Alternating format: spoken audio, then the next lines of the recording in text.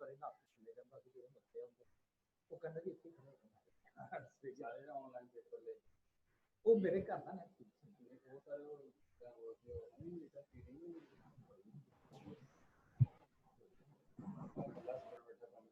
वो आपस में शेयर कर लेंगे वो पेपर फिर उस टाइम का बनाएगा मेरे पेपरां च ते मैं ते पिछे रखा उदा मेरा उदा दा रिजल्ट है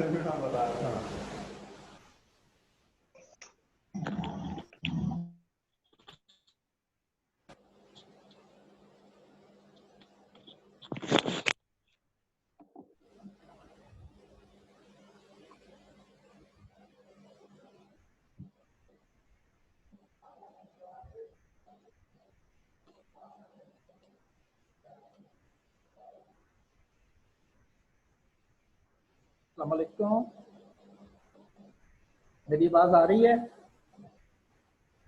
जिनको मेरी आवाज आ रही है हैंड रेज करें रेज जो है ओके 4623 को आवाज आ रही है 1658 ओके फाइन इसका मतलब मेरी आवाज आ रही है ठीक है अच्छा मैंने आपको लास्ट टाइम भी कहा था एक तो एक्चुअली टाइम टेबल जो था वो इस तरह से कंफ्यूज हो गया कि पहले हमें यही पता था 9 o'clock यूनिवर्सिटी है हमने उस हिसाब से टाइम रख दिया और फिर नेक्स्ट डे आ गया जी नहीं 8 o'clock के हिसाब से करें अब मैंने चूंकि बाकी क्लासेस को भी टाइम सेट किया हुआ था तो वो फिर ओवरलैप हो गया तो इसलिए आज मैंने आपको 9 o'clock तक कहा है मैं इंशाल्लाह आपके डिपार्टमेंट से आज ही पता करके नेक्स्ट वीक होगी तो आपकी थर्सडे और फ्राइडे ही क्लास है मैं आपको टाइम कंफर्म कर दूंगा कि आपका प्रॉपर टाइम क्या है अच्छा अब आपने हैंड रेज किए हुए तो जरा आप हैंड ये भी सीख लें कि हैंड डाउन कैसे करना है करें है जरा डाउन 1740 हैंड डाउन करें ओके 4620 आप भी डाउन करो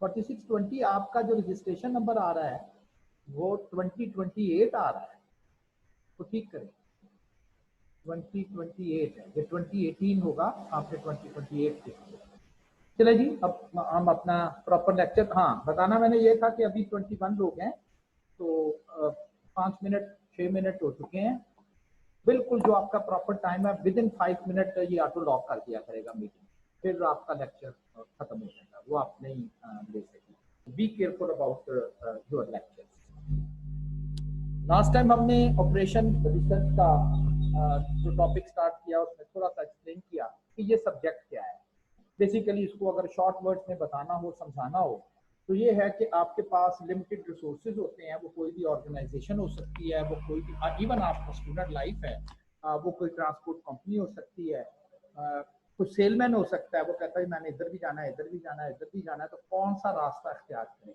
आप भी शायद घर से निकलने के लिए सोचते हैं लेकिन ये चीज़ें बिल्कुल वही है और हम उसको मैथमेटिकली जो है वो अपने एक फ्रेमवर्क में लेकर आए बेसिकली ये स्टार्ट हुआ था during the world war second जब अमेरिका और यूके जो था वो इस वर्ल्ड वॉर में इन्वॉल्व थे अगेंस्ट द अदर एनिमीज तो उन्होंने उनके पास लिमिटेड रिसोर्सेज थे मुख्तलिफ उनके पास जो थे बॉर्डर्स थे तो ये डिसाइड करना कि किस बॉर्डर पे कैसी मूवमेंट की जाए तो उन्होंने फिर एक इंग्लैंड वालों ने अपने जो OR स्पेशलिस्ट थे मैथमेटिक्स के उस वक्त OR का कंसेप्ट ही नहीं था तो मैथमेटिक्स के जो स्पेशलिस्ट लोग उनके पास थे उन्हें क्या दिया था कि आप हमें कुछ सजेस्ट करें तो बेसिकली उन्होंने जंग में फिजिकली तो हिस्सा नहीं लिया था लेकिन बाद में जब इसका सारा एनालाइज हुआ तो पता चला कि उसी टीम की वजह से उनको ये जो है ना अमेरिका और जो ब्रिटेन है उनको एक्चुअली इस पे बरतरी रही उनके डिसीजन की बेस पे जो उन्होंने उनको प्लान दिए कि आप ऐसा कर लें इधर फरमाए इधर भेज दें इस रूट को फॉलो करें तो मिनिमम टाइम में उन्होंने अपने सारे के सारे टारगेट अचीव कर अब ये जो OR है इसकी जो रिक्वायरमेंट है डिसीजन मेकर होना चाहिए कोई डिसीजन मेकर ही नहीं है आप किसके आगे डेटा रखेंगे तो डिसीजन मेकर होना चाहिए ऑब्जेक्टिव्स क्या है कि जी हमारा ऑब्जेक्टिव है इसको मैक्सिमाइज करना इसको मिनिमाइज करना शॉर्टर रूट से जाना या इवन ऑयल रिफाइनरी से ऑयल आता है पाइपों के जरिए मुख्तलिफ जगह पर पहुंचाना है किसी जगह पर पाइप बड़े साइज में है आगे वो पाइप छोटे साइज में हो जाते हैं आप पीछे से तो ऑयल ज्यादा भेज दें लेकिन आगे क्या करेंगे आगे तो साइज ही स्मॉल साइज के पाइप हैं जिनका डायामीटर कम है तो ऑयल तो वहां पर रुक जाएगा बल्कि वो फ्लडेड आउट हो जाएगा तो फिर किस रास्ते से कितना ऑयल रिफाइनरी से फ्लो किया जाए कि वो अपने डेस्टिनेशन तक जो है वो ज्यादा से ज्यादा ऑयल जो है वो फ्लो करके पहुंच जाए ठीक है ना तो ऑब्जेक्टिव तो कुछ ना कुछ होगा उसके बाद फिर हमने इसके फेजेस पढ़े कि प्रॉब्लम्स को प्रॉपरली डिफाइन करें, डेवलप करें, डेटा कलेक्ट करें और सोल्यूशन डेवलप करें। सोल्यूशन सिर्फ डेवलप करना है, अभी इसकी टेस्टिंग करनी है। जो चीज़ बना दी जाती है उसको इम्प्लीमेंट नहीं किया जाता, उसकी पहले टेस्टिंग की जाती है कि क्या ये जो हमने सोल्यूशन एक दिया है फिजिकली ये पॉसिबल भी है, क्या किया जा सकता है। तो इसकी टेस्टिंग जो है वो हम लोग इसको परफॉर्म करेंगे। देन एनालाइज द रिजल्ट, फिर जो रिजल्ट आपने लिए टेस्ट किया उसको एनालाइज किया जाता है और जब ये कंफर्मेशन हो जाती है तो क्या दिया जाता है कि चले जी आप इस रिजल्ट को हम इम्प्लीमेंट कर दिया जाएगा, ये इम्प्लीमेंट कर। उसके बाद हमने ये देखा कि गोल या डिफाइन द सिस्टम से क्या मुराद है, जिनके साथ रिलेशनशिप एग्जिस्ट करते हैं, बड़ी क्लियर स्टेटमेंट के साथ आप उनको जो है वो डिफाइन करेंगे। Must identify the right problem, असल में क्या है, मतलब समटाइम आपको अपने प्रॉब्लम्स नहीं पता होते, आप एम्बिगुअस सी स्टेटमेंट होती है जी ये करना है, बट क्लियरली आपको ऑब्जेक्टिव क्लियर हो ताकि फिर आप उसके रेलेवेंट डेटा जो है वो कलेक्ट कर सकें। देन हमने मैथमेटिकल मॉडल्स पढ़ा। मॉडल्स को अगर जनरली बताना हो तो कहते हैं ना ये रियासत मदीना का मॉडल है, ये फला मॉडल, ये तुर्की का मॉडल इंप्लीमेंट कर दिया जी, यानी कि उसकी कोई स्पेसिफिकेशन होगी ना कि उस मॉडल में ये चीजें करनी है, ये चीजें करनी है, ये चीजें करनी है। तो मॉडल क्या होना चाहिए, डिसीजन वेरिएबल्स होने चाहिए, डिसाइड किसके मतलब करना है। मैंने कल एग्जांपल दी कि हमें कोई मैन्युफैक्चरिंग यूनिट है वो टेबल चेयर बना रहा है, तो डिसाइड करना है कितने टेबल और कितने चेयर बनाए अंडर द लिमिटेड रिसोर्सेज, तो ये भी बात हमें करनी है। Construct we already know in the problem objective function क्या है, इस तरह से आपको तो ऑब्जेक्टिव फंक्शन को अचीव करना है। एंड देन कंस्ट्रेंट, तो कोई लिमिटेशंस तो नहीं है, कोई आपको कोई रिस्ट्रिक्शन तो नहीं है। मसलन रिसोर्सेज की रिस्ट्रिक्शन होती है कि जी ये रिसोर्सेज आपके पास लिमिटेड है, अनलिमिटेड रिसोर्सेज नहीं है, तो ये तो नहीं है कि आप कहें जितना मर्जी इस्तेमाल कर लें तो ठीक है, तो ऐसा नहीं है। Then acquire the relevant data, data relevant होना चाहिए, वरना वो एक वर्ड आप अक्सर अगर आप देखें तो आप अपनी लैंग्वेज में, कंप्यूटर्स की लैंग्वेज में एक वर्ड आप अक्सर यूज करते हो, दैट इज गीगो।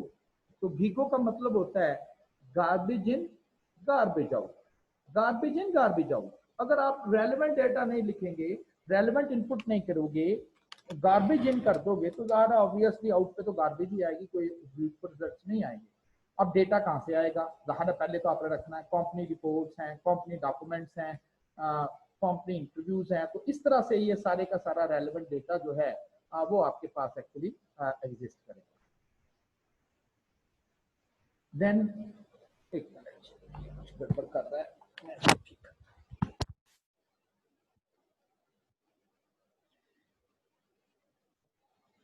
तो ये डिसीजन वेरिएबल्स और ये सारी की सारी इंफॉर्मेशन जो है वो आप लोग यहाँ से कलेक्ट करेंगे। Acquire the relevant data, relevant data आपने जो है वो इससे गेट करेंगे, वो कंपनी रिपोर्ट से हो सकता है, वो डायरेक्ट इंटरव्यू से हो सकता है, वो आप स्टैटिस्टिक्स से कलेक्ट कर सकते हैं। तो डेटा कैसे एक्वायर करना है, डेवलप अ सोल्यूशन, अब आपने इसका सोल्यूशन डिसाइड करना है, अराइव द बेस्ट सोल्यूशन। वही अब हम टेक्निक्स पढ़ेंगे कि किस प्रॉब्लम का किस तरह से आप जो है वो सोल्यूशन जो है वो डिजाइन करेंगे। सोल्यूशन ऑफ इक्वेशंस पढ़ी थी आपने, मेरा ख्याल मैट्रिक में भी पढ़ते हैं इक्वेशन को सॉल्व करना, तो बिल्कुल हम इसका स्टार्ट ही यहाँ से देंगे और आपको थोड़ा सा रिवाइज भी कर दिया जाएगा कि ये इक्वेशंस जो हैं वो किस तरह से आप लोग हल करेंगे। फिर ट्रायल एंड एरर, ये अक्सर अप्रोच यूज की जाती है जिसमें ये कहा जाता है ट्रायल एंड एरर में कि अच्छा जी ये ट्राई करें और अगर आप समझते हैं कि ये इतना फिजिबल नहीं है तो कुछ और ट्राई कर लें, तो इसे हम ट्रायल एंड एरर कहते हैं। आप कह लें इसे ब्रूट फोर्स अप्रोच भी बोलते हैं, जिसमें आप मुख्तलिफ सोल्यूशन जो है वो अटेम्प्ट करते हैं और अगर आप समझते हो कि हाँ ये ठीक है तो देन आप इसका सोल्यूशन डिफाइन कर देते हो, बट अदरवाइज आप कहते हो कि नहीं जी ये जो सोल्यूशन है वो प्रॉपर नहीं है, हम जरा और ट्राई करते हैं। तो ट्रायल एंड एरर मेथड भी हैं सोल्यूशंस के लिए। Complete rumination, actually complete rumination कहते हैं पूरी स्टडी को, रूमिनेशन, कंप्लीट रूमिनेशन यानी कि आप पूरी का पूरा डेटा गैदर करते हो, बजाय इसके कि आप कहें जैसे ये ट्राई करें, ये ट्राई करें, ये ट्राई करें, आप कंप्लीट डेटा लेके और उसके से आप एन्यूमरेट करते हो और देन उसकी स्टडीज परफॉर्म करते हो। एंड देन सॉल्यूशन का इंप्लीमेंट ऑफ एल्गोरिथम्स, आप लोग बड़े फेमिलियर हैं कि जी फ्ला एल्गोरिथम इसको, तो मैं कल भी मैंने आपसे यही एक थोड़ा सा बात की थी कि देखते हैं कि आप में से कितने स्टूडेंट ऐसे हैं जो मैं कुछ प्लान करूं, आपको एक मैथमेटिकल प्रोसीजर बताऊं और आप कहें जी हम इसका एल्गोरिदम बना सकते हैं, ये हमें सिस्टमेटिक स्टेप समझ आ गए हैं, अब हम चूंकि कंप्यूटर्स के लोग हैं तो किस तरह से हम इसका कंप्यूटर सोल्यूशन जो है कंप्यूटर सोल्यूशन दे सके। और OR एक्चुअली पॉपुलैरिटी भी उसको उस वक्त मिली ज्यादा जब कंप्यूटर्स आए, क्योंकि इसमें कैलकुलेशन आप देखेंगे ज्यादा है, ज्यादा कैलकुलेशन करनी पड़ती है, टाइम कंज्यूमिंग है। तो जब कंप्यूटर का ये सब स्टार्ट हुआ जब से तो इजी हो गया, क्योंकि ज्यादा लेंथी कैलकुलेशन जो थी वो करनी जो है वो आसान हो गई। तो उसकी बजाय कि आप करें तो कैलकुलेशन की वजह से बहुत ज्यादा काम जो है वो रिलेटिवली इजी हो गया उसको परफॉर्म करना, उसको सारी कैलकुलेशन जो है वो मैनिपुलेट करना। टेस्ट द सोल्यूशन, सोल्यूशन बन गया, अभी टेस्ट भी तो करें ना, ये तो नहीं है कि बस बना दिया इसको इस्तेमाल कर लें। हो सकता है कि उसमें बहुत सारी इश्यूज हो, प्रॉब्लम्स हो और सोल्यूशन टेस्टिंग में ही फेल हो जाता समटाइम। जैसे कोई मेडिसिन बनाई जाती है, कहें जी ये हमने सोल्यूशन दिया फलां बीमारी का, लाइक है जी कोरोना के लिए आजकल बड़ी टेस्टिंग की जा रही है, लेकिन कहते हैं जी ह्यूमन ट्रायल शुरू होने लगे हैं तो सोल्यूशन टेस्ट होने लगा। सोल्यूशन वो मेडिसिन बनाई गई, वो सोल्यूशन है और अब जो है वो सोल्यूशन जो है वो टेस्ट किया जाने लगा है। Must test both input data and model response, यानी कि जो आपने सोल्यूशन टेस्ट करना है वो आपने डेटा इनपुट के तौर पे भी करना है, कि ये तो नहीं है कि ये एक ऐसा आपने सोल्यूशन दिया है जो इररेलेवेंट डेटा हो वो भी इनपुट कर लेता है, ठीक है ना। आप ये तो ठीक नहीं है, जो भी देते हैं नेगेटिव वैल्यू भी होनी नहीं चाहिए, इसको नेगेटिव वैल्यू देते हैं, कहता है ये भी ठीक है, वैलिडेशन जैसे आप लोग बोल सकते हो। और फिर मॉडल रिस्पॉन्स के मॉडल से, यानी कि जो आपने सोल्यूशन दिया है उससे जो प्रॉपर आंसर आ रहा है क्या वो भी अप्रोप्रिएट है, क्या वो भी रीइवैल्यूएट है। Re-evaluate the accuracy, adequacy and the completeness of the input data. Evaluate करें कि क्या जब हम डेटा इनपुट करते हैं तो ये तो नहीं है कि उसमें कुछ चीजें मिस हो जाती हैं, वो रेलेवेंट कंप्लीट डेटा ही इनपुट नहीं कर सकता। और डेटा जो है वो कहता है जी कि उसकी अगर आपने एक्यूरेसी चेक करनी हो, एडुकेसी या एक्यूरेसी, तो उसके लिए क्या, फर्स्ट कर आप डेटा एंटर कर देते हो, आप कहते हो ये डेटा तो मैंने कहा ना डेटा आपने कहाँ से लेना है, मुख्तलिफ कंपनी रिपोर्ट से इधर उधर से डेटा ले लिया। फर्स्ट करें आपने डेटा इनपुट किया, देखिए डेटा इनपुट अगर आपने रॉन्ग कर दिया है, रेलेवेंट नहीं है, तो कंप्यूटर ने उसको खुद तो नहीं ठीक करना। आपने लिख दिया जी कि कंप्यूटर साइंस की क्लास में 120 बच्चे है ही नहीं 20 हैं, आपने 120 कर दिए, आउटपुट जो भी सोल्यूशन का वो कहता है जी 120 में से 60 बच्चों के ए ग्रेड एक्सपेक्टेड है, आपके 20 बच्चों के 60 कैसे आ गए, ये तो गलत किया कंप्यूटर ने, आपने डेटा गलत किया है। आपने डेटा, तो डेटा एक्यूरेसी से मुराद है कि आप डिफरेंट सोर्सेज से चेक करें, आप कहें ये डेटा तो मैंने फलां से लिया था, काउंटर चेक करते हैं, वहां से लेंगे तो पता चल जाएगा कि क्या डेटा हमने रेलेवेंट ही जो है वो किया है या नहीं। Then check the result for consistency, कि क्या ये तो नहीं है कि उसी तरह का डेटा अगर आप डालते हो तो एक दफा आंसर डिफरेंट आते हैं, दूसरी दफा यूज करते हो तो डिफरेंट आते हैं, क्या कंसिस्टेंटली आंसर आ रहे हैं, वो कंसिस्टेंसी है इनके आंसर्स में। एक तो नहीं, जैसे मेरा ख्याल है कि लास्ट टाइम मुझे नहीं पता कि क्या टेक्निक थी, वो MS की कोई स्टूडेंट थी, तो उसने ना ये क्रिकेट के जो बैट्समैन ना पाकिस्तान के जो क्रिकेट खेलने वाले हैं इनके ऊपर कोई एल्गोरिदम बनाया था, उसकी कोई परफॉर्मेंस चेकिंग कर रही थी कि कौन से राइजिंग स्टार हैं और कौन से कुछ कुछ हैं। तो अब जाहिर है वो फीमेल है, शायद उसको आइडिया नहीं था कि ये क्या होना चाहिए। अब उसके एनालिसिस के मुताबिक जो भी उसने एल्गोरिदम डेवलप किया या जो भी उसने यूज किया, जो मिसबाहुल हक है वो राइजिंग स्टार है, उभरता हुआ सितारा है, वो पता नहीं है क्या कहाँ से उभरता हुआ है, वो तो करीब रिटायर हो गया है। मतलब उसने जो भी है, मैं ये कह रहा हूँ ना कि वो डेटा है, ये मैं कह रहा हूँ कि आप ये तो नहीं कि जी बस कर दिया हमने, ये देखें इसके मुताबिक मिसबाहुल हक राइजिंग स्टार है इस पाकिस्तानी टीम का, इसका मतलब है कि इस बेस पर उसने लिखा भी था कि ये मेरा जो मैंने जो काम करना है या किया इसकी बेस पर आप टीम सिलेक्शन में हेल्पफुल है, तो इसके मुताबिक तो फिर मिसबाहुल हक को अगले T20 में रखना चाहिए, चाहे उसके विसाखियों से उसको ले आए।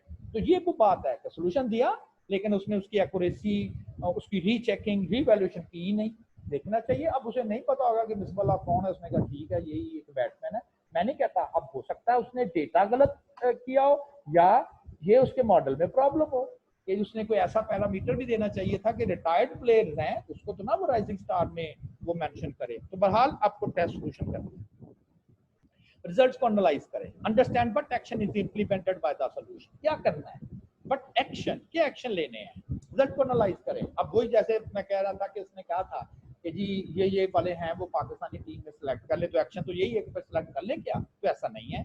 Determine the implication of this action, इससे क्या होगा अगर हम ये एक्ट करेंगे इस सॉल्यूशंस की बेस पे। Conduct the sensitivity analysis, sensitivity analysis ये है और हमने इसको पढ़ना भी है कि आपने जो सॉल्यूशन दिया हुआ है वो डेटा पर से कितना सेंसिटिव है। अब इससे क्या होगा, फर्ज करें आपने एक सॉल्यूशन दिया, आप चेक करते हो कि अगर ये, चले मैं इससे पहले एक्सप्लेन करूं, आप इक्विपमेंट लेते हो घरों में, इलेक्ट्रॉनिक इक्विपमेंट है 220 वोल्ट पे चलते हैं, कभी कभी बिजली कम ज्यादा हो जाती है, तो जो सेंसिटिव होता है ना, ये इसके साथ रेगुलेटर लगा ले, ये बड़ा सेंसिटिव है, जरा लाइट ऊपर नीचे हो इतने ना तो इसका ये चिप सड़ जाती है, तो आप उसको फिर वो बड़ा एहतियात से उसके साथ रेगुलेटर और ये वो चीजें लगाते हैं, इसलिए कि वो बड़ा लफ्ज बोलते हैं ना, बड़ा सेंसिटिव है, जरा सी भी ऊपर नीचे हुई और ये गड़बड़ कर देता है।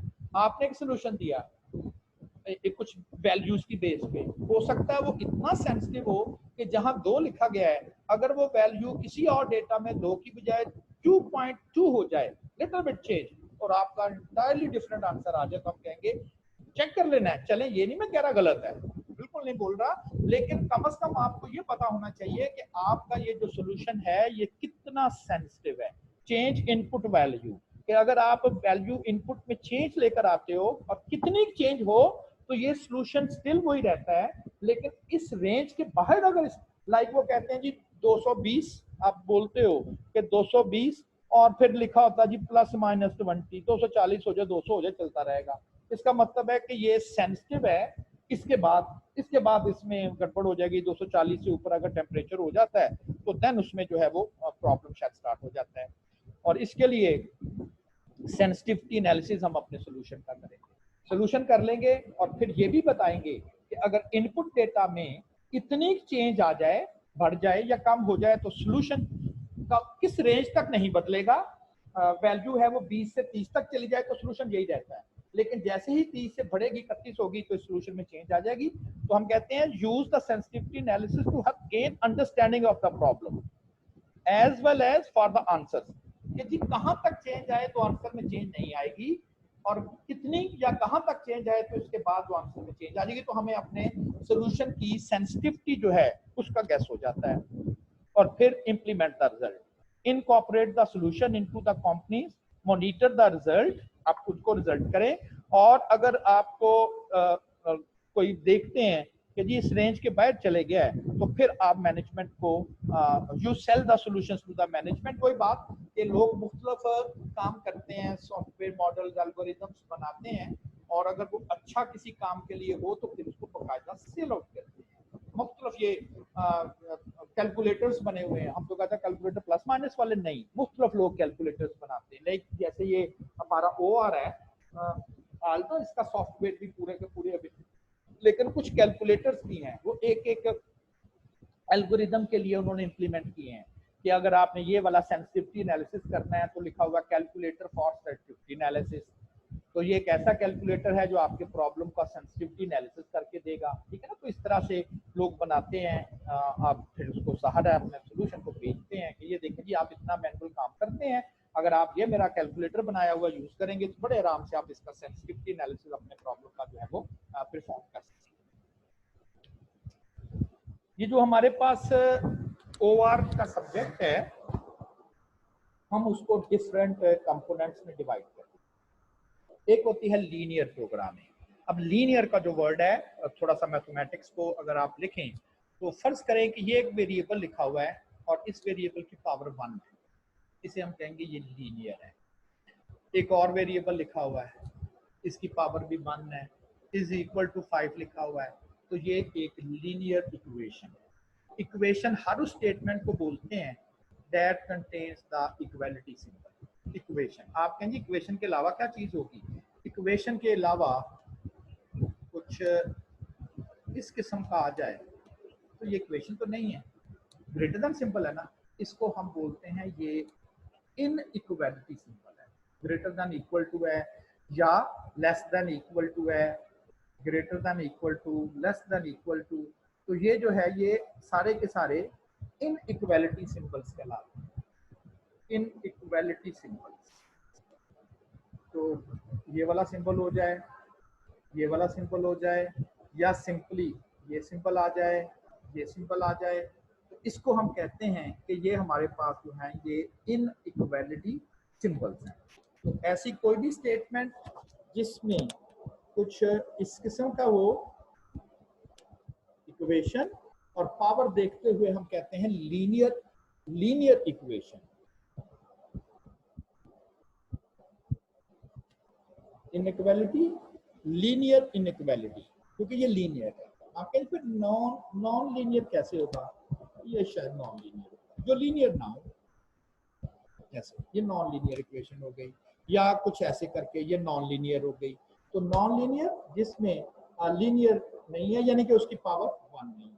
तो हमारा जो कोर्स है मेनली आप ये समझ लें कि इसमें जो है वो है हमारे पास लीनियर प्रोग्रामिंग हमारे पास जो है वो हमने डिस्कस करना है।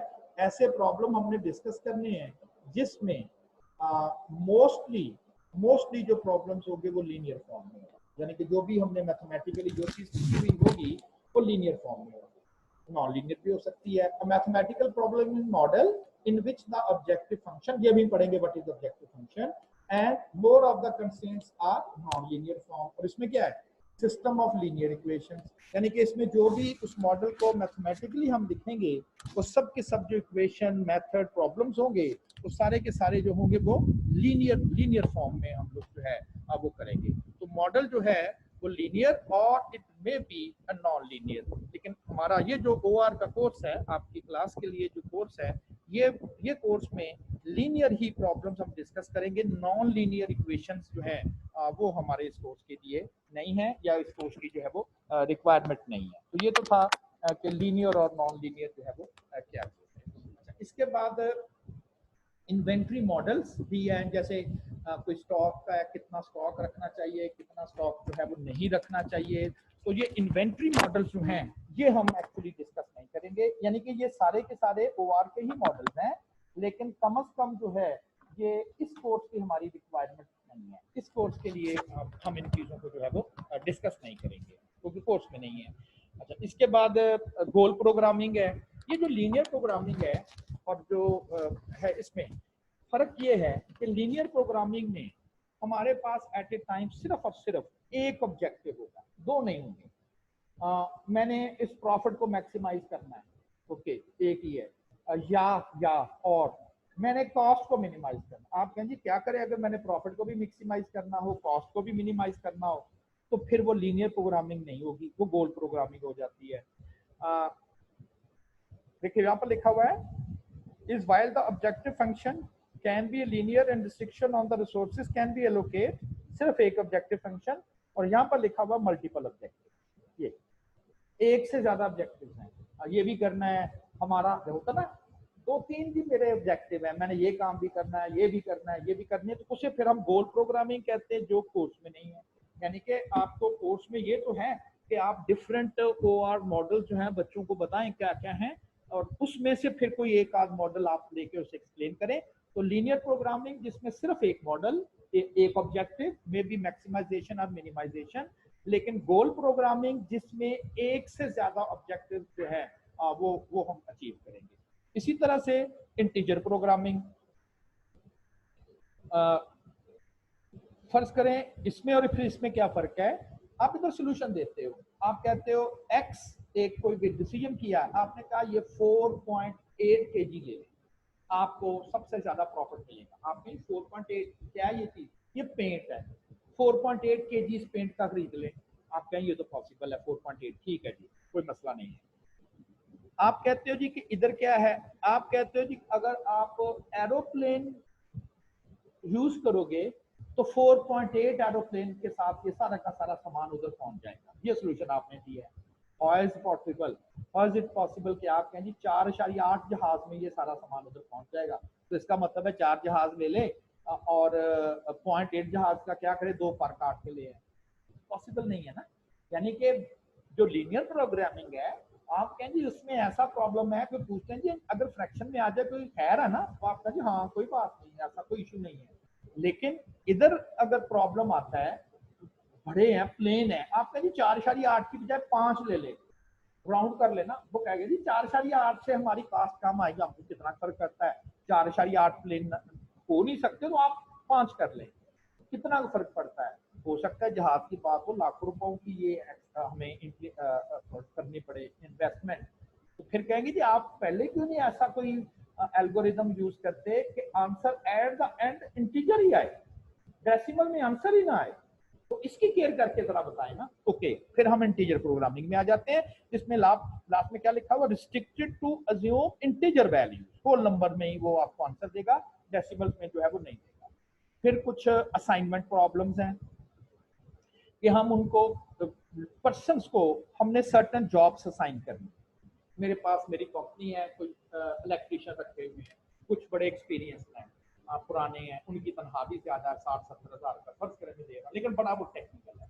और कुछ अभी नए ही आए हैं, वो स्विच वगैरह फ्यूज वगैरह लगा लेते हैं, लेकिन कोई ज्यादा कोई कॉम्प्लिकेटेड सा काम नहीं करते। अब मेरा ऑफिस का कॉल आ गई है कि जी आप जरा भेजिए, पंखा नहीं चल रहा घर में, और मेरे पास जो मोस्ट एक्सपीरियंस्ड है, मैं कहूँगा जाओ यार जाके वो घर में पंखा ठीक कराओ।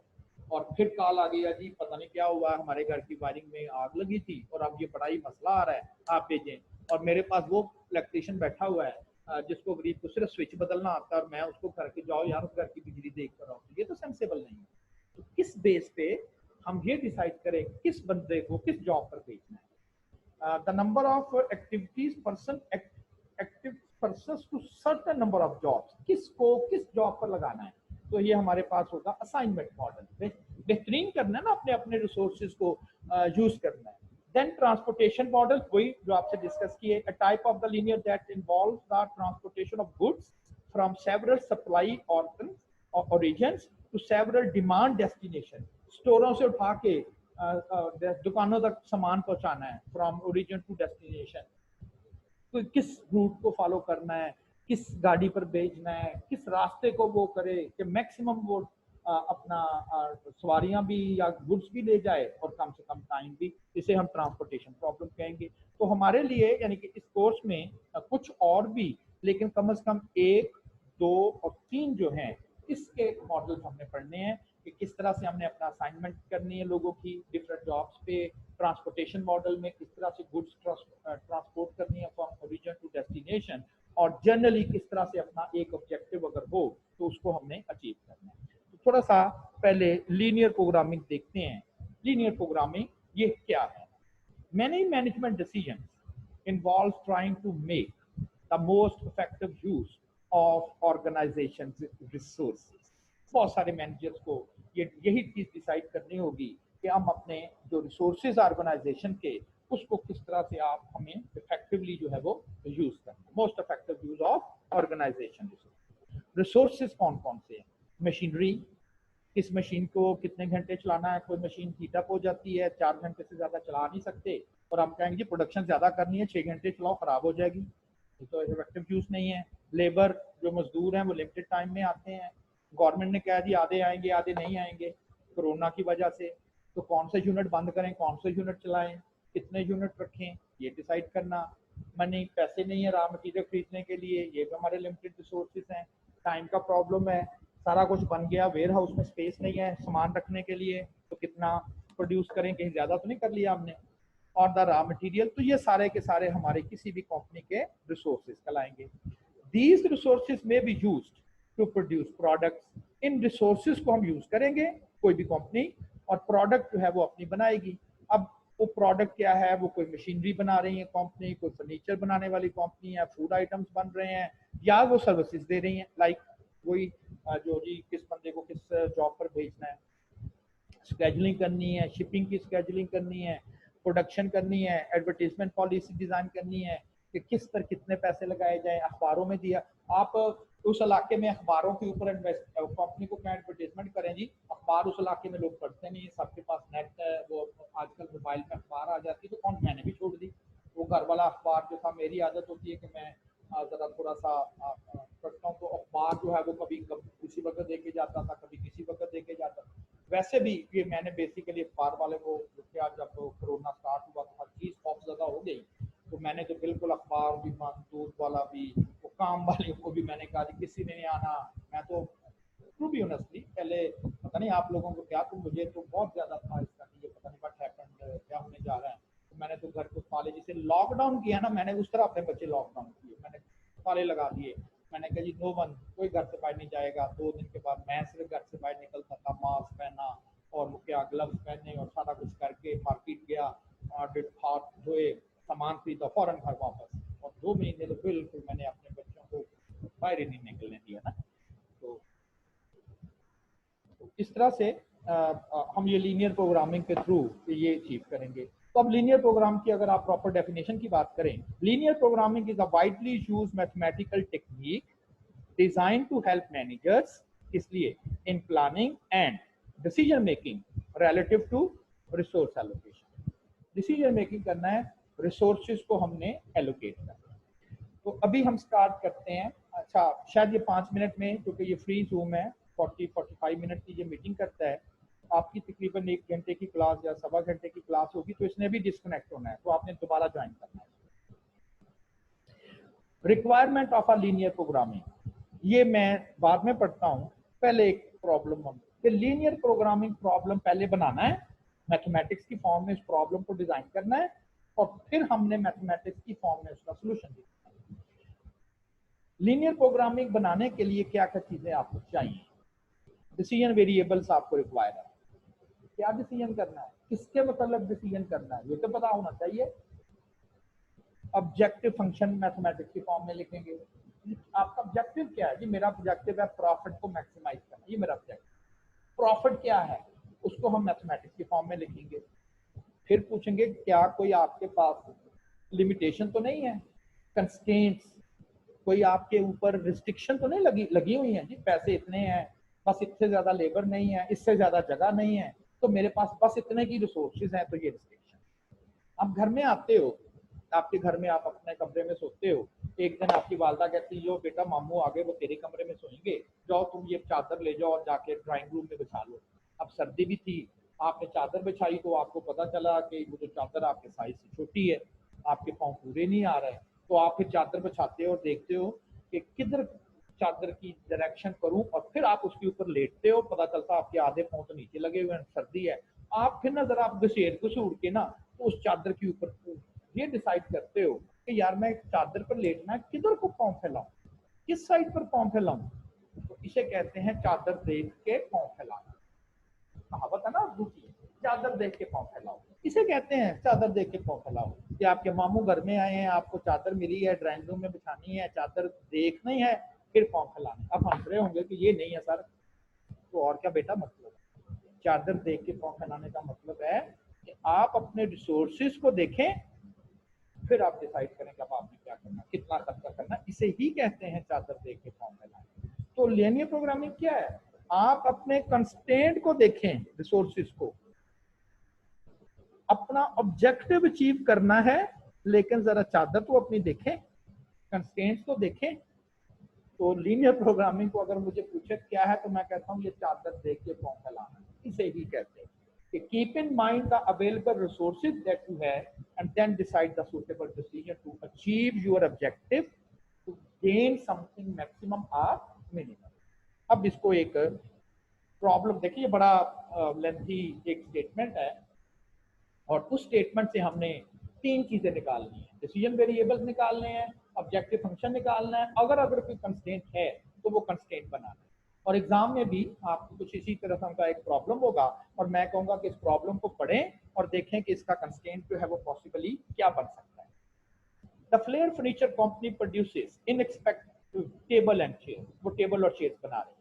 The production process for each is similar, that both requires a certain number of hours of carpentry work and a certain number of hours of labor work in painting and the varnishing department। यानी कि वो company flare furniture company है, वो 2 किस्म के item produce करती है, या वो टेबल बनाती है या वो चेयर, 3 आइटम नहीं बना रही कोई, बस 2 ही बनाती है। और फिर उसने समझाया कि ये बनने का जो प्रोसीजर है वो कहता है एक जैसा ही है। क्या कि पहले वो कारपेंट्री डिपार्टमेंट में जाते हैं, बढ़ई जैसे कहते हैं, कारपेंट्री वर्क होता है, यानी कि उस स्ट्रक्चर बन जाता है, रा स्ट्रक्चर कह दें, और उसके बाद वो टेबल चेयर जो है वो पेंटिंग डिपार्टमेंट में चले जाते हैं, और वहां पर जाके उनकी वार्निशिंग होती है। तो ये थोड़ा सा आपको प्रोडक्शन प्रोसीजर समझा दिया उसने। ईच टेबल, एक टेबल अगर बनाएंगे टेक 4 hours ऑफ कारपेंट्री, 4 घंटे लगते हैं कारपेंट्री टाइम का, and 2 hours in the painting down. अगर एक टेबल बनाना हो तो 4 घंटे में वो तैयार होता है, उसका structure, draft structure, grey structure, और 2 घंटे लगते हैं उसको पेंट वगैरह करने में, टेबल तैयार होता है। Each chair take 3 hours of carpentry, 1 hour in the painting. Table बनाने में 3 घंटे लगते हैं, जल्दी बन जाती है, और पेंटिंग भी 1 घंटे में सारी हो जाती है, छोटा size. During the current production period, अभी जो प्रोडक्शन पीरियड चल रहा है, 240 hours of carpentry time are available. उनके पास जितने मजदूर मिस्त्री कारपेंट्री डिपार्टमेंट में हैं, फर्ज करें 8 घंटे एक आदमी को आपने काम पे लगाना है और 30 आदमी है, 30 वहां पर वर्कर हैं, तो 8 या 24 तो 240 घंटे टोटल आपके पास जो है वो कारपेंट्री डिपार्टमेंट में अवेलेबल है। 100 hours in the painting department, 100 घंटे, 10 घंटे काम करता है एक आदमी, 10 आपने पेंटर रखे हुए हैं, तो 100 पेंटिंग आवर्स आपके पास अवेलेबल है। याद आ रहा है, ये रिसोर्सेज है। 240 घंटे की कारपेंट्री रिसोर्सेज है, 100 घंटे के आपके पेंटिंग डिपार्टमेंट के रिसोर्स। ईच टेबल, अगर टेबल बनता है तो कहता है जी आपको वो $7 का प्रॉफिट मिलता है एक table. Each chair sold for profit $5, $5 एक चेयर से प्रॉफिट आता है, और $7 जो है वो एक चेयर से आता है, और $7 एक टेबल से आता है। Flair Furniture Property problem is to determine the best possible combination of table and chairs to manufacture। कितने टेबल कितने चेयर को बनाए, table and chair to manufacture, किस लिए? In order to reach maximum profit, ये ऑब्जेक्टिव। ये वो बात कर रहे थे कि आप क्यों बनाने टेबल, बेचने हैं। अच्छा जी, कोई ऑब्जेक्टिव भी है क्या? हम चाहते हैं इतने के बस टेबल चेयर बनाएं कि जितने के रिसोर्सेज हैं वो रिसोर्सेज के अंदर रहें। ये ना हो आप कहें जी ये $7 है, आप टेबल ही बनाते जाए। क्यों बनाते जाए? हमारे पास 240 घंटे से ज्यादा नहीं है, तो फिर आप टेबल ही बनाएं, क्योंकि $60 का प्रॉफिट देता है चेयर 5 का। तो भाई टेबल बनाना है, वो रिसोर्सेज भी ज्यादा लेता है। पेंटिंग डिपार्टमेंट में ही उससे 2 घंटे लगते हैं, चेयर बना ली तो पेंटिंग डिपार्टमेंट में 1 घंटा लगेगा, आधे वक्त में तैयार होगी, लेकिन प्रॉफिट भी 7 की बजाय 5 दे दिया, लेकिन आधा घंटा टाइम भी तो उससे हाफ लगा है। तो ये नहीं है कि आप फौरन कहते ये कर ले ये कर ले, इसको टेक्निकली हमें डिसाइड करना है। कहता है डेवलप द एलपी प्रॉब्लम। अभी हमारा काम सिर्फ इतना है, फिर अगला काम होगा सोल्यूशन भी करना। तो पहले हम प्रॉब्लम को डेवलप करेंगे। डेवलपमेंट में 3 component, find out the decision variable, right your objective function, and define constraints if any, जो कि हमें नजर आ रहे हैं। सबसे पहले तो मैंने क्या किया, पिछली स्लाइड से मैंने एक समरी बना ली कि मुझे क्या क्या दिया होगा। तो मैंने लिख लिया each table yield profit of 7, each chair give a profit of 5, और आगे फिर वो जो सारा डेटा उधर लिखा था मैंने जरा एक समरी सी छोटी सी बना के और कर दिया। आप अपने प्रॉब्लम्स को पढ़ा करेंगे और फिर ये चीज नोट किया करेंगे, बिल्कुल जैसे आप वो मैथमेटिक्स इक्वेशन नहीं करते, ये वही है, हमने उधर ही ले जाना आपको। आप ये डिसाइड किया करेंगे कि इसमें क्या डिसाइड करना how many table and chairs to produce, ये आपके डिसीजन वेरिएबल। सबसे पहले ये तो तलाश करें कि जी मेरे पास 2 डिसीजन वेरिएबल हैं, मैंने 2 का डिसीजन करना है। क्या 2 का डिसीजन करना? How many tables and how many chairs, कितने बनाने हैं। और हम मैथमेटिक्स में क्या करते हैं, जब हमारे पास इस तरह की कोई चीज अननोन हो जाती है तो हम कहते हैं उसे लेट कर लेते हैं, तो आपने इन्हें लेट कर लेना। x1 is the number of tables two be produced, x कह दें y कह दें कोई फर्क नहीं है। x2 is the number of chairs to be produced, तो ये हमारे पास कंफर्म हो गया। इस प्रॉब्लम में हमारे पास 2 डिसीजन वेरिएबल्स हैं, इट मे बी n1, 3 हो सकते हैं, 4 हो सकते हैं, 5 हो सकते हैं। मैंने सिंपल से स्टार्ट किया है, तो ये 2 डिसीजन वेरिएबल मुझे सारी स्टेटमेंट पढ़ के पता चला कि वो पूछ रहा है how many table and chair to manufacture in order to maximize the profit, तो आपको डिसीजन वेरिएबल्स का पता चल गया। अब आपने बनाना है ऑब्जेक्टिव फंक्शन। अब ऑब्जेक्टिव फंक्शन ये है, एक टेबल अगर आप बनाते हो तो आपको $7 का प्रॉफिट मिलता है एक टेबल को बनाने से। एक टेबल को बनाने से आपको $7 का जो प्रॉफिट है वो मिलेगा, $7 का। फर्ज करें आप कहते हैं जी कि अगर हम टेबल जो है वो $7 का हमें प्रॉफिट दे रहा है एक, अगर हम 2 टेबल बनाएं तो मैं कहूंगा जी $14 का प्रॉफिट मिल जाएगा। 3 टेबल बनाएं 21, अगर मैं 7 तो 1 मिलेगा। अगर मैं कहूँ जी टेबल x बनाने हो, x का कोई भी नंबर हो सकता है ना, may be 7, may be 8, may be 9, may be 10, तो मैं कहूंगा जी कि फिर उतनी ही दफा आप अपना प्रॉफिट समझ, उतनी ही दफा अपना प्रॉफिट समझ। 7 टाइम्स x1। x1 क्या चीज है? Number of table. ये तो बाद में डिसाइड होगा ना, 7 बनाने हैं, 10 10, अगर 10 बनाने हैं तो $70, अगर 6 बनाने हैं $56, इस तरह से। और प्रॉफिट कहां से आएगा? आप कहेंगे शेयर से आएगा, प्लस ही होगा ना, माइनस नहीं हो सकता प्लस।